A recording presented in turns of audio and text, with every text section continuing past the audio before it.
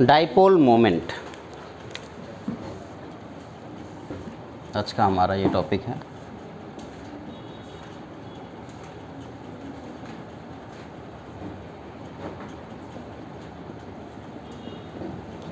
Dipole moment का मतलब क्या हुआ, इसको पहले समझते हैं।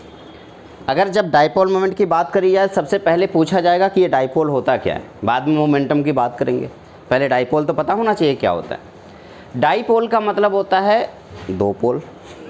डाई का मतलब दो, पोल तो आप जानते हैं। पोल का मतलब होता है पॉइंट्स। तो अगर मैं दो पोल की बात कर रहा हूँ तो एक पॉजिटिव होगा और दूसरा नेगेटिव होगा, इसे डाइपोल बोलते हैं। उसको अगर मैं कुछ इस तरीके से रिप्रेजेंट करूं कि मेरे पास मान लीजिए कोई एक मॉलिक्यूल है जो ए और बी से मिलकर बना है। ए और बी से मिलकर बनने वाले इस मॉलिक्यूल में ए लेस इलेक्ट्रोनेगेटिव एटम है और जबकि बी मोर इलेक्ट्रोनेगेटिव एटम है। तो ए है लीना और बी क्या है बेटा, मीना। तो आपको ये बात तो पहले से पता है, मीना का काम क्या है, इलेक्ट्रॉन को अपनी तरफ खींचना। तो मोर इलेक्ट्रोनेगेटिव एलिमेंट यानी कि बी इलेक्ट्रॉन को अपनी तरफ खींचेगा। अब जब इसने इलेक्ट्रॉन को अपनी तरफ, इलेक्ट्रॉन होने कहाँ चाहिए थे, सेंटर पे, लेकिन अभी किधर शिफ्ट हो जाएंगे, बी की तरफ, जिसकी वजह से बी के ऊपर डेल्टा नेगेटिव और ए के ऊपर डेल्टा पॉजिटिव आ जाएगा। इस वजह से ये बॉन्ड पोलर बॉन्ड बन गया। अब बॉन्ड तो कोवैलेंट है लेकिन पोलैरिटी भी है, that's why this is known as polar covalent bond. जब भी कभी डाइपोल मोमेंट के बारे में हम डिस्कशन करेंगे तो इस बात का ज़रूर ध्यान देंगे कि बॉन्ड कैसा होना चाहिए, कौन सा, पोलर कोवैलेंट बॉन्ड। बॉन्ड हमेशा पोलर होना चाहिए और कोवैलेंट होना चाहिए। आयनिक में ध्यान देना, आयनिक बॉन्ड में कभी भी डाइपोल मोमेंट हम नहीं देख सकते। हमेशा केमिस्ट्री का डाइपोल मोमेंट, अच्छा फिजिक्स के डाइपोल मोमेंट में दो चार्ज को एक दूसरे से पर्टिकुलर डिस्टेंस पे रख दिया जाता है। केमिस्ट्री में दो चार्ज एक दूसरे से पर्टिकुलर डिस्टेंस पे नहीं रहता, बल्कि दो एटम एक दूसरे से पर्टिकुलर डिस्टेंस पे रहते हैं। उस डिस्टेंस को क्या बोलते हैं बेटा, बॉन्ड लेंथ। क्या बोलेंगे, तो बॉन्ड लेंथ। और यहाँ पे जो पोल है इसमें से कोई एक, देखो जितना नेगेटिव चार्ज इस पर होगा उतना ही पॉजिटिव चार्ज इस पर होगा। दोनों चार्ज को अगर साइन देखा ना जाए तो दोनों चार्ज का जो अमाउंट है वो दोनों इक्वल होंगे, सेम होंगे। इसलिए जब यहाँ पे हम डाइपोल मोमेंट की बात करेंगे, डाइपोल मोमेंट को अक्सर हम म्यू से लिखा करेंगे। तो जो म्यू की वैल्यू होगी वो होगी क्यू। क्यू का मतलब इन दोनों के ऊपर कितने का चार्ज आया, चार्ज मल्टीप्लाइड बाय इन दोनों के बीच की डिस्टेंस, क्यू इंटू डी। इसे बोलते हैं डाइपोल मोमेंट। क्यू क्या है बेटा, चार्ज, और डी क्या है, बॉन्ड लेंथ। यहाँ पे डी का मतलब बॉन्ड लेंथ। हाँ क्या बेटा, क्यों, बस चार्ज है। अब ये पॉजिटिव हो या नेगेटिव हो कोई फ़र्क नहीं पड़ता, क्योंकि दोनों का अमाउंट तो बराबर हो गया ना। पॉजिटिव चार्ज का अमाउंट, नेगेटिव चार्ज का अमाउंट दोनों का बराबर है। तो इसलिए हम डाइपोल मोमेंट में उसकी क्वांटिटी यूज करेंगे, यानी कि चार्ज का सिंबल या साइन नहीं यूज करेंगे, बल्कि क्या यूज करेंगे, उसकी क्वांटिटी यूज करेंगे। तो यहाँ पे क्यू हो गया, इंटू डी का मतलब इन दोनों के बीच की डिस्टेंस। चलो एक बार, एक मिनट के लिए मैं यहाँ पे आता हूँ। अगर यही काम फिजिक्स में होता, फिजिक्स में वो दो चार्ज रखते, एक चार्ज ये रखते हैं, एक चार्ज ये रखते, इसको लिखते Q1 और इसको लिखते Q2। क्योंकि दोनों चार्ज सेम हैं तो मैं दोनों की जगह पे Q लिख दे रहा हूँ। इन दो चार्ज को एक दूसरे से एक डी डिस्टेंस पे उन्होंने क्या कर दिया, सेपरेट कर दिया, और उसकी वजह से एक डाइपोल मोमेंट क्रिएट होता है। उस डाइपोल मोमेंट को बोलेंगे Q इंटू डी। सेम यही चीज़ मैंने यहाँ केमिस्ट्री में भी यूज किया है, बशर्ते ये जो D है, जो फिजिक्स में दो चार्जेज के बीच की सेपरेशन डिस्टेंस हुआ करती थी, वहाँ पे केमिस्ट्री में वही डिस्टेंस, कौन सी डिस्टेंस है, बॉन्ड लेंथ है। क्या है बेटा, बॉन्ड लेंथ। ये बात क्लियर हो गई। अब आगे बढ़ लेते हैं। अब इसको रिप्रेजेंट कैसे करेंगे, देखें ध्यान से। लेस इलेक्ट्रोनेगेटिव एलिमेंट यानी लीना से किसकी तरफ, मीना की तरफ, किसका डिस्प्लेसमेंट हुआ, इलेक्ट्रॉनों का। इस वजह से मैं इस एरो को कुछ इस तरीके से रिप्रेजेंट करूंगा। लेकिन सवाल यह है कि एरो तो अक्सर केमिस्ट्री में रिप्रेजेंट किया जाता है प्रोडक्ट, रिएक्टेंट से प्रोडक्ट की तरफ जाने के लिए, यानी कि डायरेक्शन ऑफ रिएक्शन बताने के लिए। तो फिर यहाँ पे ऐसा क्या होना चाहिए, अगर एरो सेम होगा तो गड़बड़ हो जाएगा। इसलिए इस एरो को मैं पीछे से कट कर देता हूँ और इसे क्रॉस एरो बोला जाता है। तो क्रॉस एरो का यूज किस लिए किया जाएगा बेटा, डाइपोल मोमेंट की डायरेक्शन बताने के लिए। अब बताओ, इससे पता क्या चल रहा है कि इलेक्ट्रॉन का मूवमेंट किस तरफ हो रहा है, ए से किस तरफ जा रहा है, बी की तरफ हो रहा है। क्या ये बात क्लियर हो गई। तो ये हुआ डाइपोल मोमेंट। अब पहला सवाल, अगर मैं आपसे पूछूं क्या डाइपोल मोमेंट H2 में होगा, ढूंढ के बताओ, सोच के बताओ, क्या दो एक मॉलिक्यूल है H और उसके साथ एक जुड़ा हुआ है HH, दो एटम आपस में जुड़ के H2 मॉलिक्यूल बनाए, क्या यहाँ पे डाइपोल मोमेंट होगा? नहीं, क्योंकि इलेक्ट्रॉन तो सेम है, मतलब एटम तो सेम है, और सेम एटम की वजह से दोनों सेंटर पे इलेक्ट्रॉन होंगे, और अगर इलेक्ट्रॉन सेंटर पे होंगे तो क्या वो शिफ्ट हो पाएगा? क्या नहीं, तो डाइपोल मोमेंट क्या हो गया? जीरो। आपने कहा सर इसका जो डाइपोल मोमेंट होगा वो जीरो होगा। क्या बात क्लियर होगी? कोई दिक्कत तो नहीं है? तो अब मेरे ख्याल से आपको डाइपोल मोमेंट पता चल गया क्या होता है। एक और बात, केमिस्ट्री अच्छी इसलिए लगती है क्योंकि उसमें ये नहीं पता करना है कि डाइपोल मोमेंट कितना है, बस ये पता करना होगा कि डाइपोल मोमेंट किसका ज़्यादा है किसका कम। हम यहाँ पे बस कंपेयर करते हैं, एग्जैक्ट वैल्यू कभी कैलकुलेट नहीं करते। वो काम फिजिक्स वाले सर का है, आकाश सर का, वो कैलकुलेट कराएंगे आप लोगों को, ठीक है। यहाँ पे कैलकुलेशन नहीं करना, आपको बस पता करना है किसका डाइपोल मोमेंट ज़्यादा है और किसका डाइपोल मोमेंट कम। इसके लिए एक बात तो जाननी ज़रूरी है, और वो क्या है? ए और बी में कौन लीना है और कौन मीना है। लेस इलेक्ट्रोनेगेटिव एलिमेंट और मोर इलेक्ट्रोनेगेटिव एलिमेंट अगर आप जानते हैं तो आप डाइपोल मोमेंट का डायरेक्शन आराम से बता पाओगे, ठीक है ना? ठीक है। अच्छा, क्या आप लोगों में से किसी ने वेक्टर पढ़ा है? पहला चैप्टर है ना फिजिक्स का, तो मेरे ख्याल से ये उम्मीद तो है कि आप लोग इसे पढ़े भी होंगे। एक छोटा सा वेक्टर का रूल यहाँ पे यूज करने वाला हूँ, ठीक है। मैं मान के चलता हूँ कि मेरे पास दो एटम हैं, ध्यान से देखना, मैंने एक लाइन ये बनाई और एक लाइन ये बनाई, दो लाइन बना दी, इसको दो वेक्टर से दिखा दिया। ये जो वेक्टर है ये भी अपने आप में एक डाइपोल मोमेंट है जिसको मैं μ1 बोल रहा हूँ। एक दूसरा वेक्टर इस तरफ जा रहा है जिसका डाइपोल मोमेंट क्या है? μ2 है। अगर मैं आपसे पूछूं कि ये μ1 और μ2 को दोनों को ऐड करके एक नया डाइपोल मोमेंट क्रिएट कर रहा हूँ, आप मुझे बताइए कि वो जो डाइपोल मोमेंट होगा उसका रिजल्टेंट वैल्यू कैसे कैलकुलेट करेंगे? कैसे बेटा? तो क्या मैं इसे पैरेललोग्राम वाला मेथड यूज कर लूँ? तो इस केस में हम लोग क्या करते हैं, एक इन दोनों को यहाँ से ऐसे हमने जोड़ दिया और ये हो गया आपका μr। जल्दी से आप में से कोई मुझे μr का फॉर्मूला बता दे। Under root μ1 square plus μ2 square plus 2 μ2 cos theta. क्या ये बात क्लियर हो गई? बस इतना ही चाहिए था, इतना ही ज़रूरत थी जानने की। ये जान गए तो केमिस्ट्री का पूरा डाइपोल मोमेंट आप बड़े आराम से कर लोगे, ठीक है ना। चलो शुरू करते हैं। एक और बात, डाइपोल मोमेंट अगर म्यू की बात करूंगा तो म्यू दो बातों पे डिपेंड करता है। सबसे पहले इन दोनों में इलेक्ट्रोनेगेटिविटी का डिफरेंस कितना है। अगर इलेक्ट्रोनेगेटिविटी का डिफरेंस बहुत ज़्यादा होगा तो इन दोनों में पोलैरिटी भी बहुत ज़्यादा होगी, और जितनी ज़्यादा पोलैरिटी होगी क्या क्यू की वैल्यू उतनी ज़्यादा होगी, हाँ या ना। तो अगर मैं आपसे कहूं कि डाइपोल मोमेंट किन बात पे डिपेंड करता है, सबसे पहला क्या होगा? Bond polarity. क्या हो गया बेटा? Bond polarity. और मेरे ख्याल से बॉन्ड पोलैरिटी आपको ऑलरेडी पढ़ाया जा चुका है, याद है? तो सर जितना ज़्यादा बॉन्ड पोलैरिटी होगी उतना ज़्यादा डाइपोल मोमेंट होगा। दूसरी बात क्या है, और कौन सी बात पे डिपेंड करता है? बॉन्ड लेंथ पर। बॉन्ड लेंथ जितना ज़्यादा होगा, लेकिन इन बातों का ध्यान रखेंगे कि जब आप पहला वाला रूल यूज करोगे उस टाइम पे बॉन्ड लेंथ क्या होना चाहिए? सेम, तभी तो आप सिर्फ बॉन्ड पोलैरिटी देख के काम कर सकते हो। और दूसरा वाला जब बॉन्ड लेंथ देख रहे होगे उस टाइम पे बॉन्ड पोलैरिटी सेम होना चाहिए, तभी जा कर के आप ये काम कर पाओगे, अदरवाइज नहीं कर पाओगे, ठीक है।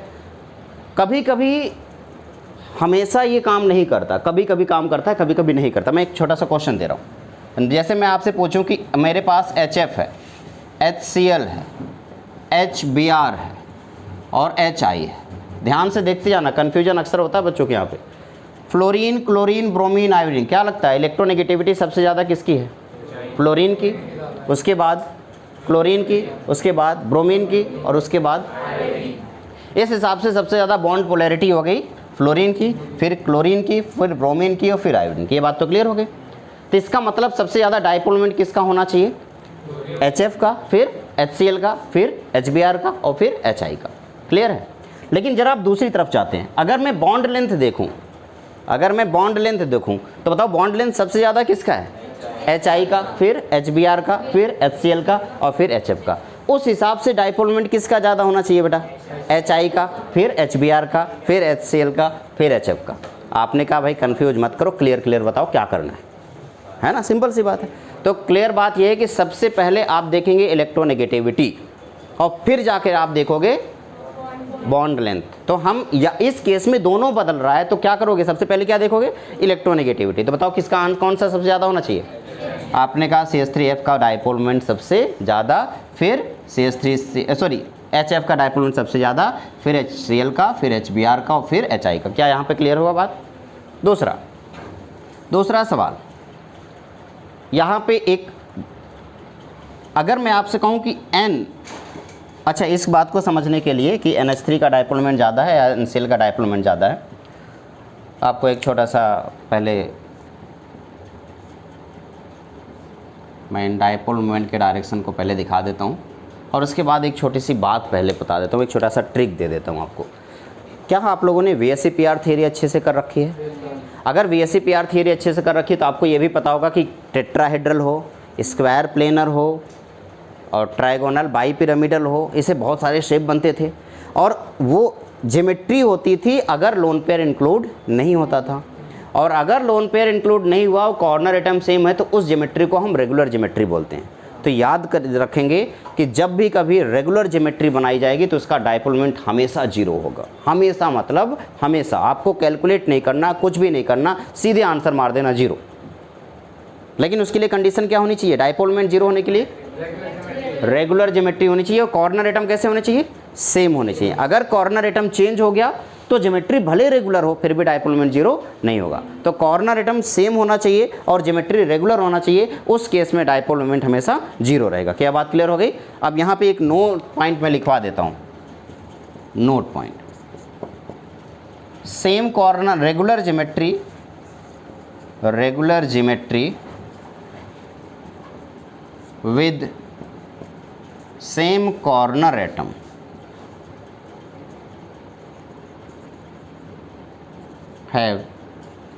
having zero dipole moment।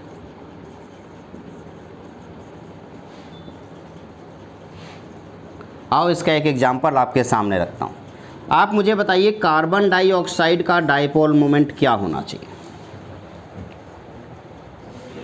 आपने कहा सर इस ऑक्सीजन और कार्बन में कौन ज़्यादा इलेक्ट्रोनेगेटिव है, ऑक्सीजन। तो ऑक्सीजन ने अपनी तरफ बॉन्ड को खींच लिया और इस वाले कार्बन ऑक्सीजन में इस वाले ऑक्सीजन ने अपनी तरफ बॉन्ड को खींच लिया। दोनों में जो डाइपोल है वो म्यू का है, तो एक म्यू इस डायरेक्शन में जा रहा है, दूसरा म्यू इस डायरेक्शन में, कितने डिग्री के एंगल पर, 180 पे। रिजल्टेंट डाइपोल क्या होगा, रिजल्टेंट डाइपोल हो गया जीरो। आपने कहा म्यू आर की वैल्यू हो गई जीरो, मैं मान लिया। ज़रा इस वाले क्वेश्चन का आंसर देना। ये तो CO2 का हो गया। BCl3 की बात करता हूँ। आपने कहा सर इसमें बोरॉन यहाँ पे होता था, एक क्लोरीन ऊपर की तरफ होता था, एक क्लोरीन यहाँ पे होता था और एक क्लोरीन यहाँ पे होता था, यही हुआ ना बेटा। बताओ इन दोनों के बीच का एंगल कितने डिग्री का है। आपने कहा सर इन दोनों के बीच का एंगल हो गया 120 डिग्री, मैं मान गया। अब यहाँ पे ये जो डाइपोल मोमेंट है वो ऊपर की तरफ होगा क्लोरीन की तरफ, इधर डाइपोल मोमेंट इस वाले क्लोरीन की तरफ होगा, इधर डाइपोल मोमेंट इस वाले क्लोरीन की तरफ होगा। अब मैं चाहता हूँ कि मुझे रिजल्टेंट डाइपोल मोमेंट मिल जाए, तो ये डाइपोल मोमेंट मैं मान लेता हूँ म्यू है, ये भी डाइपोल मोमेंट मान लेता हूँ म्यू है और ये भी डाइपोल मोमेंट मान लेता हूँ मैं म्यू है, ठीक है। अब मैं चाहता हूँ कि भैया ये पहले काम करो कि इन दोनों का एक रिजल्टेंट डाइपोल मोमेंट दिखा दो और फिर उस और इसका दोनों का रिजल्टेंट डाइपोल मोमेंट आप कैलकुलेट करोगे, ठीक है। ओके, थैंक यू, बहुत बहुत धन्यवाद आपका। आपके बीवी बच्चे सब खुश हैं, इतना बढ़िया आशीर्वाद दिया, खुश भी, थैंक यू भी नहीं बोला इन्होंने। आगे बढ़ते हैं। यहाँ पे देखें इस क्लोरीन और इस क्लोरीन के बीच में अगर हमने एक डाइपोल मोमेंट सेट किया है तो क्या वो डाइपोल मोमेंट ऐसे आएगा और एक डाइपोल मोमेंट इधर है ही है। तो अगर इन दोनों डाइपोल मोमेंट को आपस में फिर कंसीडर कर लेंगे, ठीक, दोनों एक दूसरे से 180 डिग्री पे है, तो जो बड़ा होगा उसमें से छोटे वाले को सेपरेट कर देंगे तो हमारा फाइनल आंसर आएगा। तो सबसे पहला कॉन्सेप्ट क्या है कि आप इन दोनों का रिजल्टेंट वेक्टर निकालोगे। तो निकाल लोगे, कैलकुलेट कर लोगे क्या। तो मैं ऐसे मान के चलता हूँ कि एक यहाँ पे म्यू है और दूसरा म्यू हमारे पास यहाँ पे, और इन दोनों म्यू के बीच में कितने डिग्री का एंगल है बेटा, 120 डिग्री का। तो एक रिजल्टेंट म्यू मिलेगा हमें, म्यू आर, हाँ दोनों इक्वल है म्यू और म्यू, तो एक रिजल्टेंट म्यू आर मिलेगा। आप मुझे कोई म्यू आर की वैल्यू बताओ, आप कहेंगे under root mu square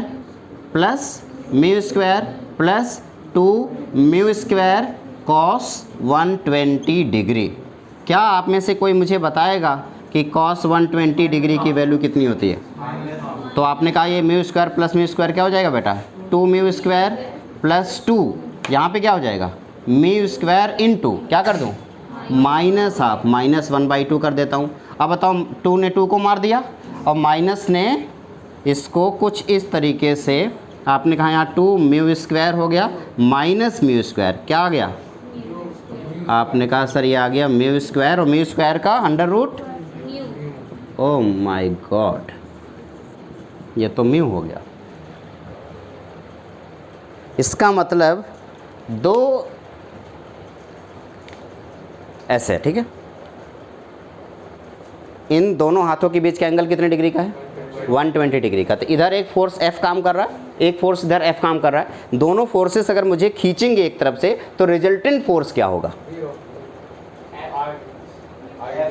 F का रिजल्टेंट भी F ही होगा, जो एकदम पैरेलल मुझे आगे की तरफ खींच के लेके जाएगा। अब आपको फिजिक्स वाले सर ने इसको काइनेमेटिक्स में इस तरीके से समझाया होगा। इस वाले को पहले दो पार्ट में डिवाइड कर लो, कॉस थीटा और साइन थीटा। दूसरे वाले फोर्स को भी दो पार्ट में डिवाइड करो, कॉस थीटा और साइन थीटा। दोनों जो साइन थीटा वाले हैं वो तो कैंसिल आउट हो जाएंगे, दोनों कॉस थीटा आपस में ऐड होकर के सीधे आपको आगे की तरफ लेके जाएगा। यही तो होगा, ये सिखाया था ना। तो हमें क्या करना है, सेम यही काम है कि इस तरफ एक म्यू जा रहा है, एक म्यू ऊपर की तरफ जा रहा है, दोनों म्यू आपस में रिजल्टेंट हो करके एक नया म्यू क्रिएट करता है जिसकी वैल्यू एग्जैक्टली उतनी ही है। अब बताओ ये रिजल्टेंट म्यू है और ये म्यू पहले से है, दोनों के बीच में एंगल कितने डिग्री का है? 180 डिग्री। क्या दोनों एक दूसरे को कैंसिल कर देंगे? तो इस पूरे मॉलिक्यूल का रिजल्टेंट म्यू क्या आ जाएगा? 0। क्या ये बात क्लियर हो गई? कोई दिक्कत तो नहीं? अब बताओ क्या BCl3 एक रेगुलर ज्योमेट्री है? हाँ या ना? एक रेगुलर ज्योमेट्री और कॉर्नर एटम भी सेम है। तो उस केस में जब रेगुलर ज्योमेट्री और सेम कॉर्नर एटम होते हैं उस केस में डाइपोल मोमेंट हमेशा 0 होता है, जो कि मैंने ऊपर लिख दिया है। चलो अगला मॉलिक्यूल लिखता हूँ PCl5। क्या PCl5 का स्ट्रक्चर सबको याद है? ठीक है, तो मैंने लिख दिया PCl5। PCl5 में मैंने लिखा P, एक क्लोरीन ऊपर की तरफ, एक क्लोरीन नीचे की तरफ, एक क्लोरीन इधर, एक क्लोरीन इधर, एक क्लोरीन इधर। बताओ ये तीनों क्लोरीन एक दूसरे से कितने डिग्री के एंगल पे हैं? 120। इनका रिजल्टेंट क्या हो गया? 0। 120 वाले का रिजल्टेंट क्या हो गया? 0। अब बताओ ये वाला जो क्लोरीन है और ये वाला क्लोरीन कितने डिग्री पे है? 180 पे। इसका रिजल्टेंट क्या हो गया? तो ओवरऑल क्या हो गया? 0। तो आपने कहा सर रिजल्टेंट वेक्टर आपका 0 हो, यानी कि पूरा का पूरा डाइपोल मोमेंट क्या हो गया? 0। अब आइए इस ऑक्टाहेड्रल ज्योमेट्री की बात कर लेते हैं। जैसे XeF6 था, सॉरी SF6 था, तो SF6 लेता हूँ मैं, यहाँ पे लिखता हूँ सल्फ़र कुछ इस तरीके से, एक फ्लोरीन ऊपर की तरफ, एक फ्लोरीन नीचे की तरफ, और इस तरीके से एक फ्लोरीन इधर, एक फ्लोरीन इधर, एक फ्लोरीन इधर, एक फ्लोरीन इधर। ये सब स्क्वायर बन गया, और एक ऊपर पिरामिड एक नीचे पिरामिड, स्क्वायर बाई पिरामिडल बोलो या ऑक्टाहेड्रल बोलो। अब बताओ इस वाले ने इसको क्या कर दिया? Cancel out. इस वाले ने इसको क्या कर दिया? Cancel out. इस वाले ने इसको क्या कर दिया? Cancel out. रिजल्टेंट वेक्टर क्या हो गया? 0, यानी कि टोटल डाइपोल मोमेंट क्या हो गया बेटा? 0। तो अब ये ट्रिक आप हमेशा याद रखेंगे, कभी भी रेगुलर ज्योमेट्री बनी है और कॉर्नर एटम सेम है तो डाइपोल मोमेंट हमेशा 0 होगा। क्या ये बात क्लियर हो गई? जल्दी से इसको अपनी कॉपी में नोट करें, फिर इस पर कुछ क्वेश्चन और करते हैं, ठीक है? बोल बेटा। ये और ये तीनों 120 डिग्री पे। हाँ, तो सर इनका रिजल्टेंट 0 कैसे हुआ? इधर बताए तो सर उसमें तो आप 0 बता रहे थे, रिजल्टेंट अगर 120 है। किस पर? जो साइड में वेक्टर वाले में कर दिया। अच्छा ठीक है, इधर आते हैं। ये दोनों एक दूसरे से कितनी डिग्री पे हैं? 120 पे। और दो एंगल एक दूसरे से 120 पे होते हैं तो उसका रिजल्टेंट म्यू आपके सामने है। तो इन दोनों का रिजल्टेंट म्यू इधर जाएगा, है ना, और ये वाला C इस तरफ है, दोनों एक दूसरे से 180 डिग्री पे हो गए, कैंसिल आउट हो गया। एक Cl ऊपर है, एक Cl नीचे है, दोनों भी एक दूसरे को क्या कर देंगे? कैंसिल कर देंगे। रेगुलर ज्योमेट्री का मतलब जितने भी ज्योमेट्री आपको सिखाए गए अभी तक जिसमें लोन पेयर इंक्लूड नहीं हुआ, जैसे कि लीनियर है ना, लीनियर ज्योमेट्री सिखाया गया, इसमें कोई लोन पेयर इंक्लूड नहीं हुआ था। 2 बॉन्ड वाला, 3 बॉन्ड वाला ट्राइगोनल प्लेनर सिखाया गया था, 4 बॉन्ड वाला टेट्राहेड्रल सिखाया गया था, 5 बॉन्ड वाला ट्राइगोनल बाई पिरामिड सिखाया गया था और 6 बॉन्ड वाला ऑक्टाहेड्रल सिखाया गया था। तो ये जो ज्योमेट्री है इनमें कोई भी डाइपोल मोमेंट कभी नहीं होगा, बशर्ते इस बात का ध्यान रखें कि कॉर्नर एटम क्या होना चाहिए? सेम होना चाहिए, तभी जा कर के ये काम करेगा, अदरवाइज काम नहीं करेगा। नोट करें इसे। मतलब कि कोई भी लोन हाँ बस देखना ही नहीं, फिर आगे 0 है, आंसर तुरंत टिक कर देना, ठीक है। अभी तक आप लोगों को जो पढ़ाया गया है उसके बेस पे जो सवाल मैं पूछने वाला हूँ, पूरा भरोसा है कि आप उसका आंसर गलत दोगे, और देखता हूँ आप में से कितने लोग मेरे भरोसे पे खरे उतरते हैं, ठीक है। पूछ लिया जाए तो हो सकता है आपके दिमाग में आए कि आप ये सब, मतलब जब आपने पढ़ाया है और मैं उसका आंसर गलत दूंगा तो फिर इस पढ़ाने से फ़ायदा क्या है? फ़ायदा। देखें सवाल पहले देख लीजिए। क्वेश्चन है आपको, 2 मॉलिक्यूल मैं आपके सामने रख रहा हूँ, NH3 एंड NF3, और मैं जानना चाहता हूँ दोनों में से किसका डाइपोल मोमेंट ज़्यादा है और किसका कम है। बताइए। NH3 एंड NF3 2 मॉलिक्यूल हैं और दोनों में से किसका डाइपोल मोमेंट ज़्यादा है और किसका कम है? अरे बोलो भाई, कुछ तो आंसर आता होगा। कितने लोग कह रहे हैं NH3 का डाइपोल मोमेंट ज़्यादा है? अच्छा 1 2 3 4 5। कितने लोग कह रहे हैं NF3 का डाइपोल मोमेंट ज़्यादा है? 1 2 3 4 5 6।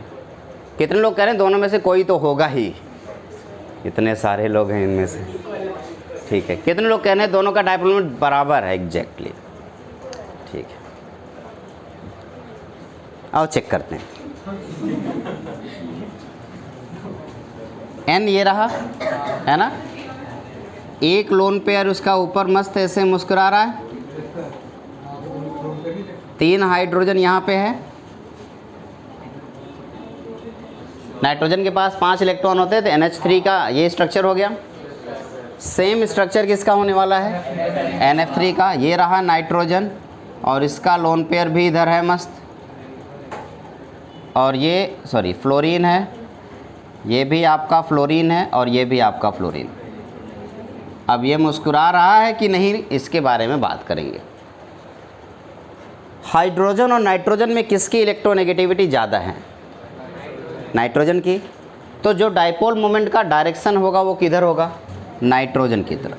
तो आपने कहा सर ये डाइपोल मोमेंट का डायरेक्शन। हाइड्रोजन वाले में भी डाइपोल मोमेंट का डायरेक्शन ये हो गया, इधर डाइपोल मोमेंट का डायरेक्शन ये होगा। NF3 में डाइपोल मोमेंट का डायरेक्शन किधर होगा? फ्लोरीन की तरफ। आपने कहा सर ये डाइपोल मोमेंट का डायरेक्शन है, ये इधर डाइपोल मोमेंट का डायरेक्शन है, ये इधर डाइपोल मोमेंट का डायरेक्शन। क्या ये बात क्लियर हुई? यहाँ तक तो कोई दिक्कत नहीं है। अब हमें एक चीज़ और देखनी है, वो है लोन पेयर अपना डाइपोल मोमेंट किस तरफ शो करता है। तो लोन पेयर हमेशा सेंट्रल एटम से दूर जाने की कोशिश करता है, इसलिए उसका डाइपोल मोमेंट किस तरफ होगा? ऊपर की तरफ। तो इसका भी डाइपोल मोमेंट किस तरफ होगा? ऊपर की तरफ। ज़रा ध्यान से देखें, क्या ये लोन पेयर इलेक्ट्रॉन को ऊपर की तरफ खींच रहा है? और उसकी मदद 3 हाइड्रोजन कर रहे हैं। क्या तीनों हाइड्रोजन उसकी मदद कर रहे हैं? तीनों नीचे से पुश कर रहे हैं, जा भाई। वो ऊपर की तरफ खींच रहा है, ये कह रहे जा। मदद हुई या नहीं हुई? ये मुस्कुरा दिया, हाय हाय। लेकिन ज़रा इधर आओ, जैसे आपने कहा कि भैया नाइट्रोजन के जो लोन पेयर हैं वो ऊपर की तरफ इलेक्ट्रॉन को ले जाने की कोशिश कर रहा है, बट तीनों फ्लोरीन इसको नीचे की तरफ खींच रहे हैं। क्या ये अपोज कर रहे हैं या सपोर्ट कर रहे हैं? तो जब आपका कोई अपोज करेगा तो आप हंसोगे। यहाँ सपोर्ट किया जा रहा है और यहाँ पे अपोज किया जा रहा है। इसलिए अगर डाइपोल मोमेंट की बात करें तो फ्लोरीन का इलेक्ट्रोनेगेटिविटी ज़्यादा होने की वजह से ज़्यादातर लोगों के दिमाग में आएगा कि फ्लोरीन ज़्यादा डाइपोल मोमेंट शो कर रहा है, बट ऐसा नहीं है। यहाँ हमें डायरेक्शन भी देखना है कि सपोर्ट कौन कर रहा है और अपोज कौन कर रहा है। तो NH3 वाले सारे डाइपोल मोमेंट एक सिंगल डायरेक्शन में जा रहे हैं, यहाँ पे सपोर्ट हो रहा है। NF3 वाले डाइपोल मोमेंट एक दूसरे को अपोज कर रहे हैं, इस वजह से NH3 का डाइपोल मोमेंट ज़्यादा है as compare to NF3। Clear हुआ? कोई दिक्कत? डन है ना? एक सवाल और, नीट का है तो जेई का भी तो बनता है ना भाई, ठीक। अगला सवाल है, अब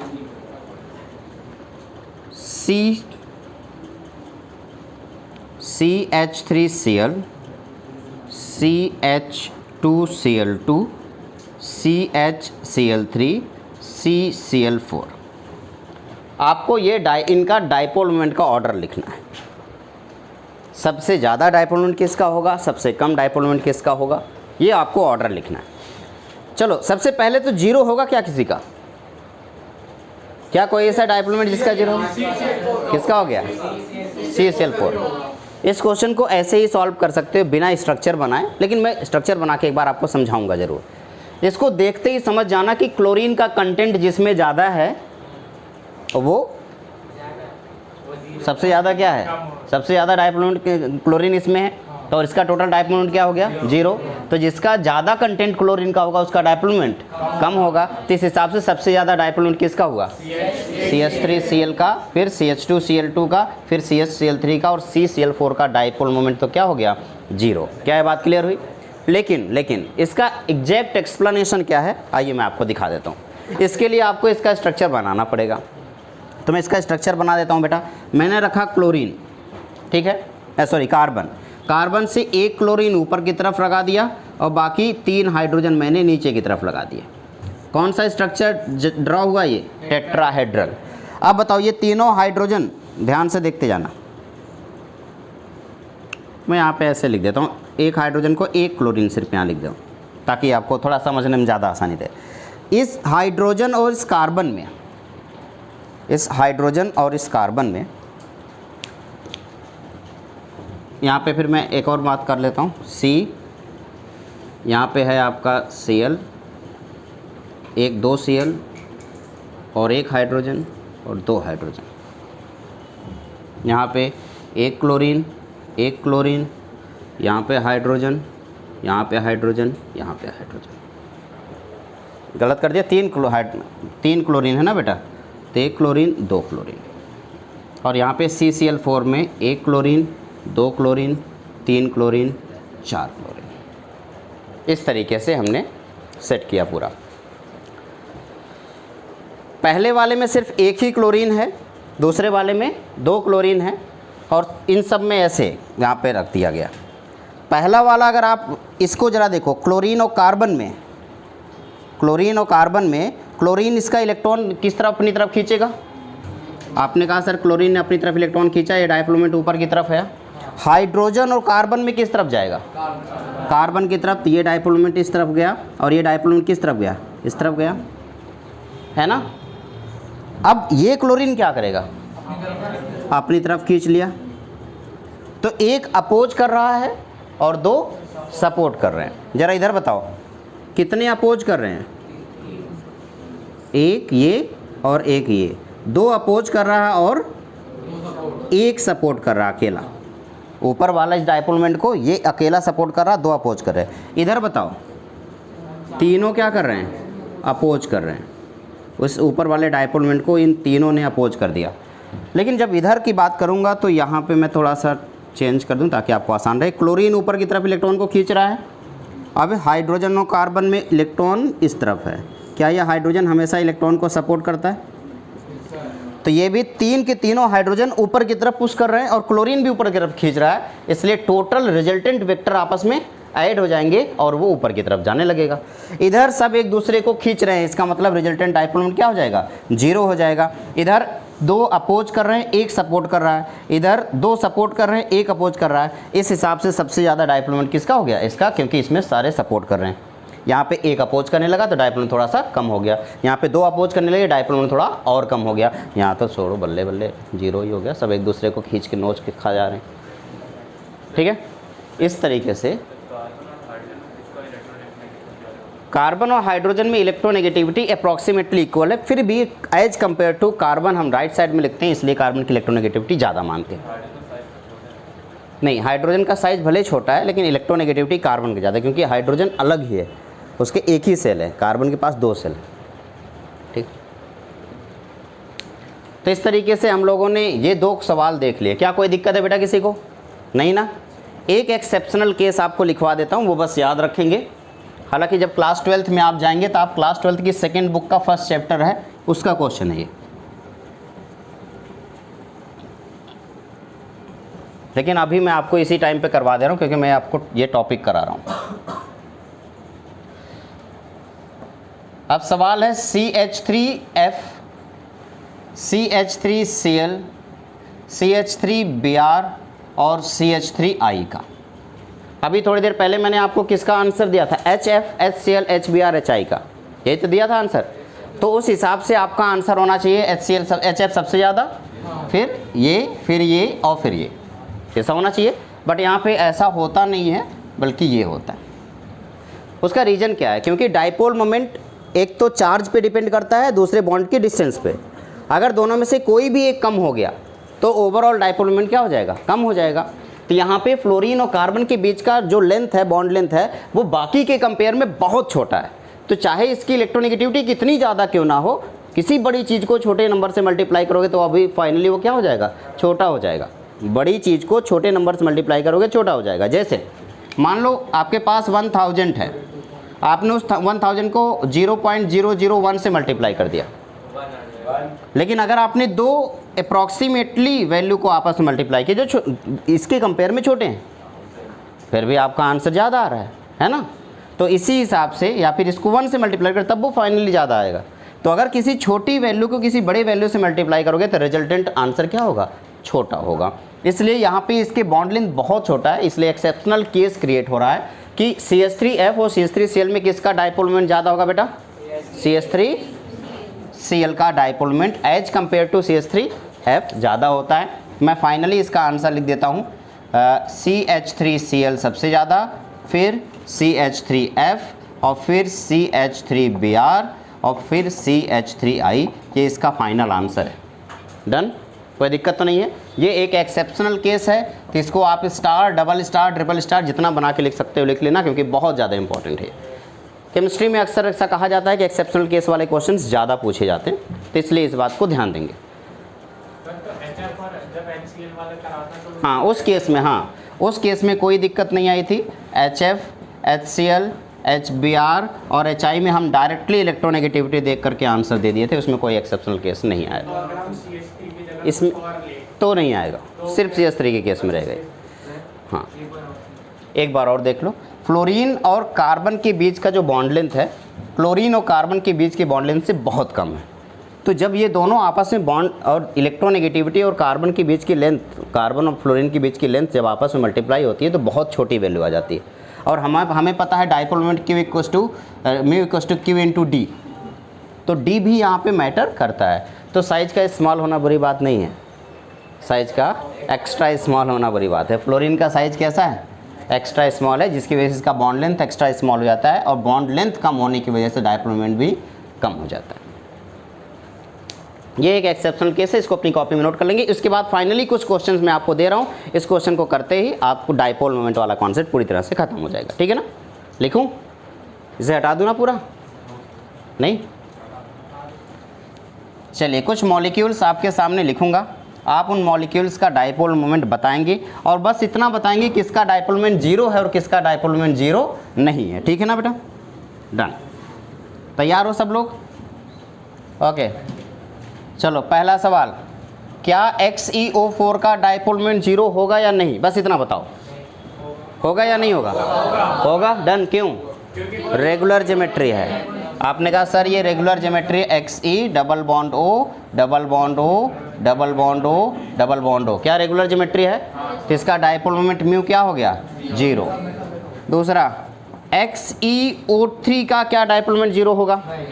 नहीं, क्यों? क्योंकि क्या दिक्कत आई, लोन पेयर। आपने कहा सर इस बार एक लोन पेयर आ गया और इस वजह से इसका डाइपोल मोमेंट 0 नहीं होगा, तो ये डाइपोल मोमेंट 0 नहीं हुआ। ठीक है।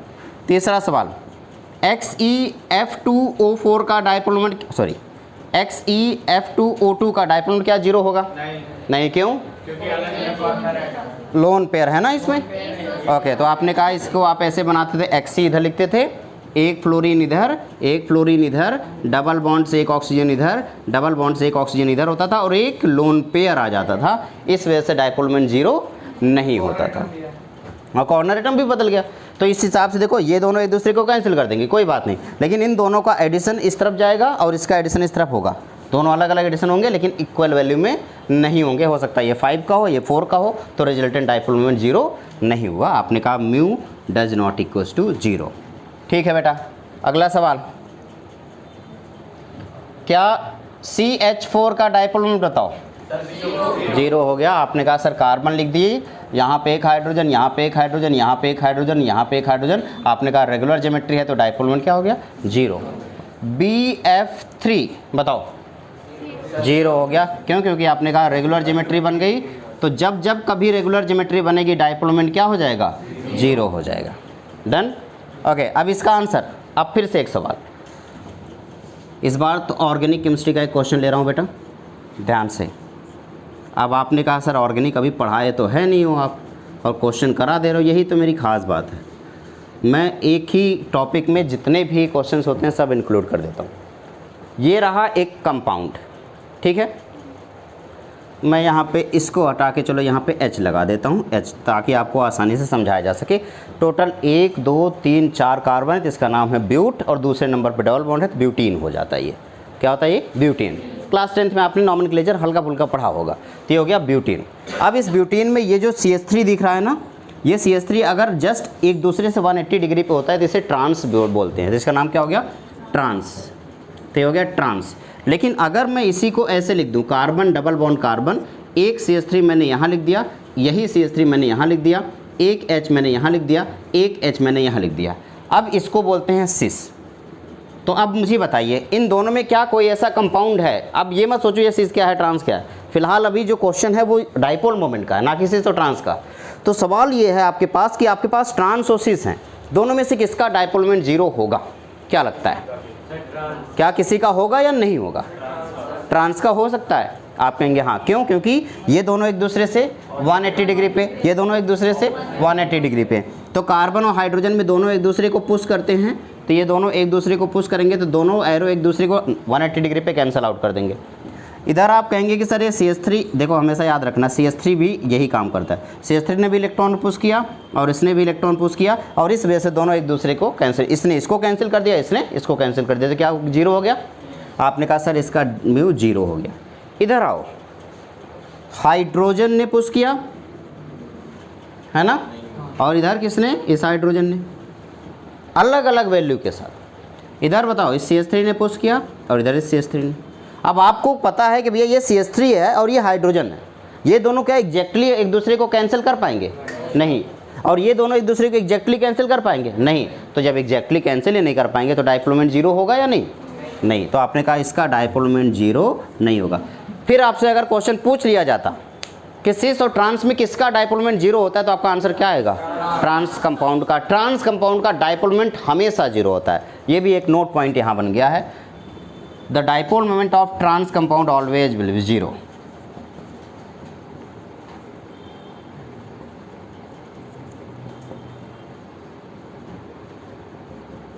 ट्रांस का डायपोल मोमेंट हमेशा जीरो होगा, लेकिन सिस का डायपोल मोमेंट जीरो नहीं होगा। क्या ये बात क्लियर हुई? कोई दिक्कत तो नहीं है ना? अब फाइनली मैं कुछ क्वेश्चन आपको दे रहा हूँ।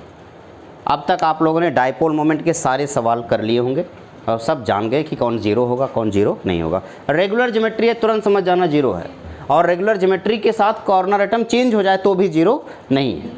ठीक है, ओके।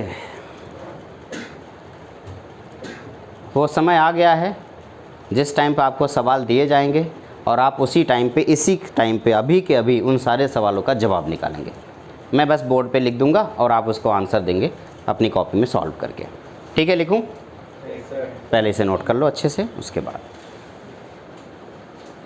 ठीक है, तो एक बार फिर से बोल रहा हूँ, क्वेश्चन देखना लेकिन डरना मत।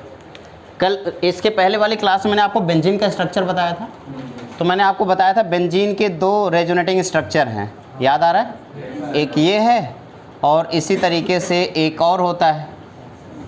यहाँ पे डबल है तो ये सिंगल हो जाएगा, जो सिंगल है वो डबल बन जाएगा। तो ये दो बेंजीन के रेजोनेटिंग स्ट्रक्चर होते हैं। इन दोनों रेजोनेटिंग स्ट्रक्चर को आपस में मिलाते हैं तो एक केकुले स्ट्रक्चर बनता है, जिसे हम रेजोनेटिंग स्ट्रक्चर, ये रेजोनेंस हाइब्रिड होता है। इसमें क्या कहते हैं हम, ये डबल बॉन्ड को इस तरीके से डॉटेड लाइन से रिप्रेजेंट करते हैं। और हम लोग, आपको पता है कि हम इंडियन हैं, हम कोई चीज़ एक बार दो बार अच्छे से करते हैं, उसके बाद फिर हाँ बस ऐसे ही। मुझे याद है एक बच्ची थी ड्रॉपर की, पिछले साल, सृजनी नाम था। उसने बेंजीन, जब भी कभी उसे बेंजीन बनाना होता था वो स्केल का यूज करती थी। स्केल से बनाती थी। मैं उससे बोलता था बेटा तुम्हारे पास इतना टाइम है, मतलब स्केल से तुम बेंजीन बना रही हो। और फिर उसने कहा हाँ सर मतलब बना लूँगी मैंने कहा ठीक। ये जो रिएक्शन का एरो होता था वो भी वो स्केल से बनाती थी। तो पहले मुझे लगा कि चलो हो सकता है कर ले। उसके बाद जब तक फिजिकल चल रहा था तब तक तो ठीक है, एक ही जगह 2 जगह बेंजीन यूज होता था। और जैसे आया ऑर्गेनिक तो एक दिन में कम से कम 2000 बार बेंजीन लिखना है। तो अब फिर स्टार्टिंग में तो वो बड़े प्यार से बनाती थी, बाद में हाँ। तो हम लोग भी क्या करते हैं, ऐसे लिख देते हैं और बीच में ऐसे गोला कर देते हैं। एक्चुअली ये डॉटेड लाइन है बट हम लोग इसे गोला कर देते हैं। कहीं पे ये दिखे समझ लेना क्या लिखा हुआ है, बेंजीन लिखा हुआ है। और एक और बात बेंजीन के सामने याद है कि जब भी कभी बेंजीन में कहीं आपको कुछ हाइड्रोजन जुड़ा नज़र नहीं आएगा, लेकिन वो छुपा हुआ रहता है। यहाँ पे हर एक कार्बन पे एक एक हाइड्रोजन रहता है जो कभी दिखाया नहीं जाता, वो छुपा रहता है। ठीक है, तो अगर मान लो कोई एक एलिमेंट ए लगाना है तो मैं एक हाइड्रोजन को हटा करके उसकी जगह ए लगा दूंगा, कुछ ऐसा हो जाएगा। ठीक है, इसका यूज करके मैं एक क्वेश्चन दे रहा हूँ, कुछ आपको कोई फ़र्क नहीं पड़ता इससे, बस आप क्वेश्चन का आंसर देंगे। एक क्वेश्चन का मैं बता दे रहा हूँ, बाकी सब आप बताएंगे। ये एक कंपाउंड है, इसे क्लोरोबेंजीन बोलते हैं और इस क्लोरोबेंजीन का डायपोल मोमेंट है म्यू। ठीक है, बाकियों का आपको निकालना है। मतलब इसमें सर एक ही क्लोरीन। हाँ, इन सवालों का जवाब आपको देना। अपनी कॉपी में नोट करना शुरू कर दो बेटा। और आपके पास हर एक सवाल के पीछे से 10-10 सेकंड हैं। 10 सेकंड में इस क्वेश्चन का हर एक का आंसर आना चाहिए। चलो 20 सेकंड दे दिया, आप भी क्या याद रखोगे।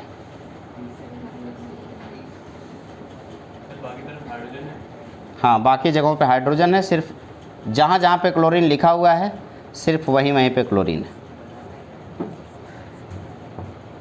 क्लोरीन की जगह भी है।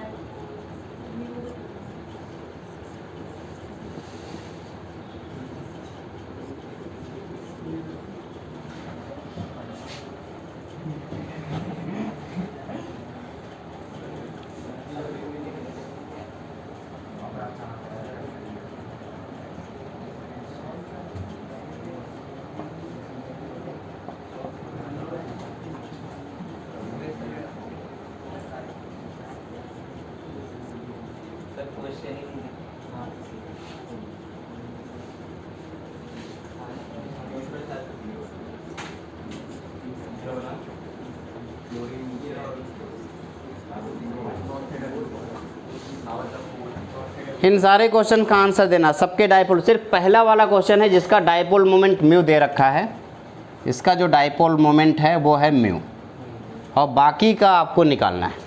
आपके पास हर एक सवाल पे 10 सेकंड है, तो 1 2 3 4 5 6 7 8 9 10 11 सवाल है, यानी 110 सेकंड। तो सर बता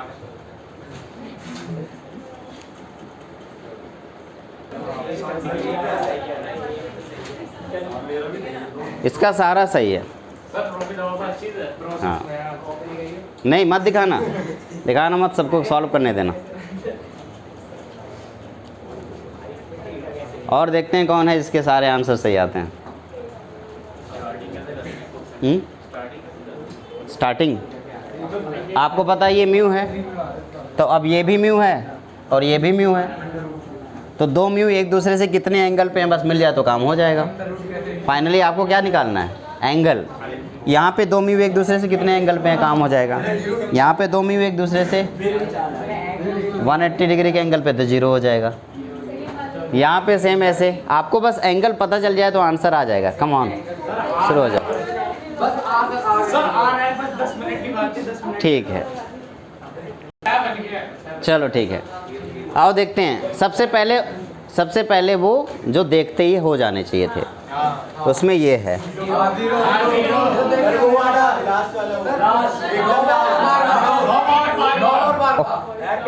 ओके और ये भी क्या हो गया, ठीक ठीक है, ये तो सबके आंसर होने चाहिए थे। ओके ओके ठीक है, इधर इधर इधर आप मुझे बताइए टोटल ये कितने डिग्री का एंगल होता है? 360। तो उसको 6 पार्ट में अगर आप डिवाइड कर दोगे 60, इसका मतलब दो एंगल कितने डिग्री के बीच में? तो इसका आंसर क्या हो जाना चाहिए? √3 म्यू। √3u। तो आपने इसका लिखा √3 म्यू, ठीक है, म्यू आर की वैल्यू आ गई। कॉस थीटा हो रहा है। हाँ, cos 60 डिग्री की वैल्यू देख लो। अब इधर बताओ कितने डिग्री का एंगल है? 60। ये कितने डिग्री का एंगल? 120। और 120 का भी आंसर किया था, तो इसका म्यू आर आ गया म्यू। तो ये हो गया 1 2 3 4 कंप्लीट हो गया। ज़रा इधर बताओ, यहाँ से लेके यहाँ तक 120 है, तो रिजल्टेंट क्या होगा? म्यू। म्यू ऊपर की तरफ, 1 म्यू पहले से ही है, 2 म्यू। देखो, इन दोनों की वजह से 1 म्यू इधर जा रहा है और 1 म्यू पहले से ही उधर है। ये क्लोरीन वाला म्यू पहले से ही है, 1 म्यू इसका रिजल्टेंट गया, तो कितना हो गया? 2 म्यू। इसने इसको मार दिया, तो बचा क्या? सिर्फ ये, तो बचा म्यू। इसने इसको मारा और इसकी वजह से आंसर √3 म्यू। अब बताओ, इसने इसको मार दिया, कितने डिग्री का एंगल है? 120, म्यू आ गया। इसने इसको मारा, इसने इसको मारा, सर 2-3 गलत है। सर एक सेकंड कौन सा? एक भाई बिना बोले ये वाला यू नहीं है, म्यू है। ओके, पहला अगर ये नहीं होता तो रिजल्ट क्या आता? म्यू।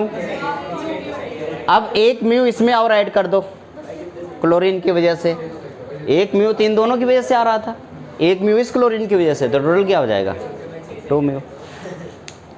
अच्छा, एक बार टोटल कितने? 11 सवाल में से कितने लोग हैं जिनका एक सवाल सही था? सिर्फ एक, सिर्फ एक वाले में। अच्छा, ये हटा के, हाँ, ये हटा के केवल एक आंसर सही था? नहीं, कोई नहीं है, ठीक है। कितने लोग हैं जिनके 5 आंसर सही थे या 5 से कम? 5 या 5 से कम, ठीक है। कितने लोग हैं 5 से 8 के बीच में सही थे वो? ठीक है। कितने लोग 8 से 10? 2। 11 वाले एक, ठीक है, ओके।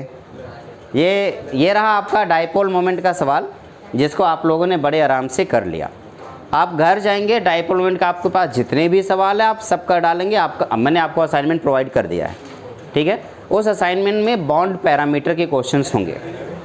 बॉन्ड पैरामीटर के जितने सवाल हैं उन सारे सवालों के एक बार आप गो थ्रू करेंगे और उसके जवाब देंगे, ठीक है। अब आखिरी के 10 मिनट में आप लोगों ने जो सवाल की प्रैक्टिस की थी घर जाके, उसमें जो डाउट है वो पूछ लीजिए। इस क्वेश्चन को देखें, क्वेश्चन नंबर 68, जरा ध्यान से सब लोग देख लीजिए। इसमें लिखा हुआ है which of the following P pi D pi bonding. अब सवाल है पी पाई डी पाई कौन सी बॉन्डिंग होती है। इसका एक छोटा सा ट्रिक अभी दे देता हूँ, आप ट्रिक यूज करोगे, कोई सवाल गलत नहीं होगा, याद रखना इसका। मेरे ट्रिक हमें पूरी केमिस्ट्री में हर जगह काम आते हैं। ये अल्बर्ट आइंस्टाइन के थ्योरीज की तरह होते हैं जो कहीं फेल नहीं होते। तो अगर मैं आपसे कहूँ पी पाई, देखो बॉन्डिंग जो होता है, पाई बॉन्ड 2 तरीके का होता है, एक्चुअली 3 तरीके का। एक तो पी पाई बॉन्डिंग होगा, एक होगा पी पाई डी पाई बॉन्डिंग, और एक होगा डी पाई बॉन्डिंग। अब आप कहेंगे सर इसका मतलब क्या होगा? ये जो पाई बॉन्ड बन रहा है इसमें कौन सा ऑर्बिटल यूज हो रहा है उसी हिसाब से डिसाइड होता है। तो पी पाई में दोनों पी ऑर्बिटल यूज हो रहे हैं, पी पाई डी पाई में एक पी ऑर्बिटल यूज हो रहा है और एक डी ऑर्बिटल यूज हो रहा है, और डी पाई में दोनों डी ऑर्बिटल यूज हो रहे हैं। तो इस बात को ध्यान देना, मान लीजिए 2 एटम हैं ए एंड बी, इन दोनों के बीच में एक पाई बॉन्ड बना हुआ है और मुझे पता करना है ये कौन सा पाई बॉन्ड है। तो उस केस में अगर मान लीजिए पहला एटम सेकेंड पीरियड का है, पहला एटम सेकेंड पीरियड का है, दूसरा एटम भी सेकेंड पीरियड का है, अगर दोनों सेकेंड पीरियड के हैं तो हमेशा पी पाई बॉन्डिंग तैयार होगा। जस्ट लाइक एग्जांपल देता हूँ, जैसे CO, तो CO में जो डबल बॉन्ड होगा वो कौन सा होगा? पी पाई। O2 में कौन सा बॉन्ड होगा? पी पाई। N2 में कौन सा बॉन्ड होगा? पी पाई। तो ये जितने भी क्वेश्चन होंगे, यानी कि कार्बन डबल बॉन्ड कार्बन में पी पाई, तो carbon nitrogen double bond carbon में नाइट्रोजन डबल बॉन्ड ऑक्सीजन, ये जितने एलिमेंट हैं उसमें पहला एलिमेंट भी सेकेंड पीरियड का एलिमेंट है और दूसरा वाला भी सेकेंड पीरियड का एलिमेंट है, तो इसमें पी पाई बॉन्डिंग होगा। लेकिन अगर आप समझ गए होंगे कि थर्ड कहाँ से शुरू, थर्ड पीरियड में डी ऑर्बिटल यूज हो जाता है, तो अगर मैं कहूँ सेकेंड पीरियड का पहला एलिमेंट और दूसरा एलिमेंट किसके साथ, थर्ड पीरियड का हुआ, तो जो बॉन्डिंग आएगी उस बॉन्डिंग का नाम होगा पी पाई डी पाई बॉन्डिंग। कौन सा बॉन्डिंग होगा, पी पाई डी पाई। जैसे एस डबल बॉन्ड ओ, ये कौन सी बॉन्डिंग हो गई, पी पाई डी पाई। एन डबल बॉन्ड पी, कौन सी बॉन्डिंग हो गई, पी पाई डी पाई। ठीक है, और सबसे लास्ट में आप समझ गए होंगे क्या होने वाला है, अगर थर्ड पीरियड का एलिमेंट किसी थर्ड पीरियड के एलिमेंट के साथ बॉन्ड बनाता है तो वो हमेशा डी पाई बॉन्डिंग बनाएगा। जैसे एग्जांपल है, जैसे S double bond S, P double bond P, ये सब कौन से बॉन्ड होंगे, डी पाई बॉन्डिंग। आइए अब ऑप्शन ढूंढ लेते हैं। क्वेश्चन नंबर 68 में पहला नाइट्रोजन और ऑक्सीजन के बीच में बॉन्डिंग है, बताओ कौन सा होगा, पी पाई, सेकेंड दोनों है ना, तो पी पाई हो गया। दूसरे में तीसरे में बी बोरॉन और ऑक्सीजन के बीच में है बॉन्डिंग, बताओ। हाँ, तो बोरॉन भी सेकेंड पीरियड है, पी पाई, बोरॉन भी सेकेंड पीरियड है, ऑक्सीजन भी सेकेंड पीरियड है। चौथे में है आपका कार्बन और ऑक्सीजन, कार्बन भी सेकेंड पीरियड का एलिमेंट है, ऑक्सीजन भी सेकेंड पीरियड का एलिमेंट, कौन सा हो गया, पी पाई। सल्फर और ऑक्सीजन सेकेंड है, तो इसमें पी पाई डी पाई या डी पाई पी पाई बॉन्डिंग। क्या बात क्लियर हो गई, गुड। क्वेश्चन नंबर 67 है, in a regular octahedral geometry MX6 the number of MX bond 180 degree के कितने बॉन्ड होंगे। ऑक्टाहेड्रल ज्योमेट्री में 180 डिग्री के कितने बॉन्ड पूछ रहा है, M यहाँ पे लिखा, कह रहा है 1x 2x 3x 4x 5x 6x, तो पहला 180 ये हुआ, दूसरा 180 ये हुआ और तीसरा 180 ये हुआ, तो ये और ये आपस में 180 बनाएंगे, ये दोनों आपस में 180 बनाएंगे, ये दोनों आपस में 180 बनाएंगे, कितने 180 हो गए, 3 180। ठीक है, एक ही दिन में तुमने 90 क्वेश्चन कर लिए। अच्छा ठीक, हाँ, तो डायपोलमेंट वाले आज हमने करा दिया, तो आज आप घर जाएंगे और डायपोलमेंट के क्वेश्चन सॉल्व करके लेके आएंगे। जो क्वेश्चन नहीं आएगा, क्वेश्चन नंबर 75,